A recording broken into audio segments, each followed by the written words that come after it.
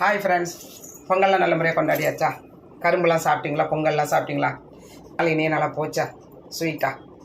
வேலை பிஸி, எவ்வளோ வேலை இல்லை? தீபாவளி பொங்கல் வந்தாலே எவ்வளோ வேலை தான் குடும்பத்தில் இருக்கிறவங்களுக்கு எல்லாருக்குமே இல்லையா? ஹஸ்பண்டானாலும் சரி, ஒய்ஃபானாலும் சரி, குழந்தைங்களும் கொஞ்சம் கொஞ்சம் வேலை செய்யுதுங்க, நம்ம கூட ஹெல்ப் பண்ணுதுங்க. சரி, வருதுன்னு சொல்லிட்டு பொங்கல் வந்துச்சு. இன்றைக்கி பொழுது ரொம்ப நல்லா சந்தோஷமாக போச்சு. பூஜைலாம் பண்ணினோம். நிறைய வீடியோலாம் எடுக்க முடியல, பிள்ளைங்கள்லாம் வந்துருந்துச்சுன்னா கொஞ்சம் பிஸியாக இருந்துட்டேன். சுவாமிலாம் கும்பிட்டு எல்லாம் சாப்பிட்டு பொங்கல் கொண்டாடியாச்சு. ஆனால் இந்த பொங்கல் வந்ததும் தெரில, போனதும் தெரில. நேற்று போகி பொங்கல் போச்சு, இன்றைக்கி பெரும்பொங்கல் போச்சு.